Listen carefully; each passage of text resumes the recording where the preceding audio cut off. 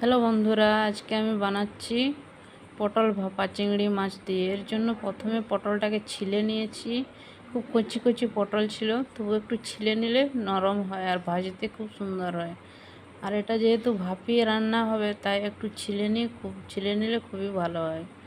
এরপর আমি পটলগুলোকে এক এক করে ভেজে নেব। তেলটা একটু গরম হতে দিচ্ছি। তেলটা গরম হয়ে গেলে ভাজতে খুব সুন্দর সুবিধা হয়।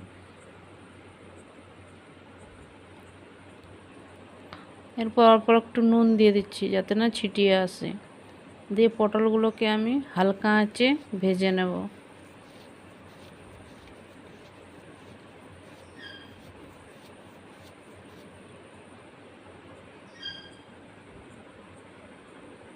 পটলগুলো আমার ভাজা হয়ে গেছে।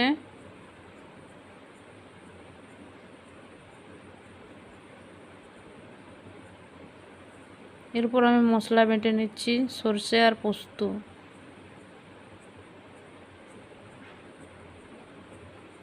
সিলভারটাই বেটে নিচ্ছি।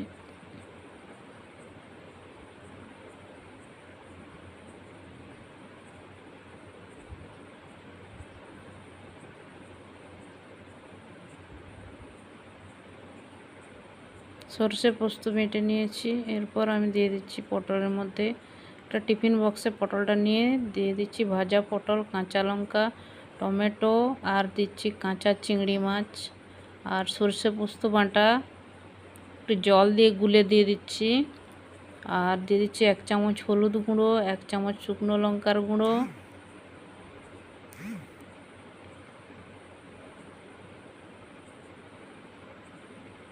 আর পরিমাণ মতো নুন, আর সরষের তেল 2 চামচ মতো দিয়ে ভালো করে হাতে মাখিয়ে নিচ্ছি খুব সুন্দর করে। দিয়ে টিফিন বক্সটা বন্ধ করে দিচ্ছি। টিফিন বক্সটা বন্ধ করে একটা কড়াইতে জল গরম হতে দিয়েছি। দিয়ে স্ট্যান্ডের উপরে এটাকে বসিয়ে দিচ্ছি। বসিয়ে দিয়ে শিলনোড়া দিয়ে খুব সুন্দরভাবে চাপা দিয়ে আঁচে আমি সেদ্ধ করে নিয়েছি, ভাপিয়ে নিয়েছি।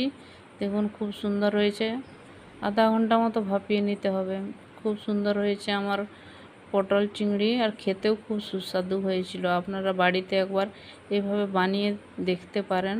পটল ভাপা পটল চিংড়ি খেতে খুব সুস্বাদু হয়, আর অল্প তেলে এটা গরমকালে খেতে খুবই ভালো হয়। আপনারা বাড়িতে অবশ্যই একবার বানিয়ে দেখবেন। আর রেসিপিটি যদি ভালো লেগে থাকে অবশ্যই একটি লাইক কমেন্ট করতে ভুলবেন না, আর আমার চ্যানেলটিকে সাবস্ক্রাইব করে দিবেন।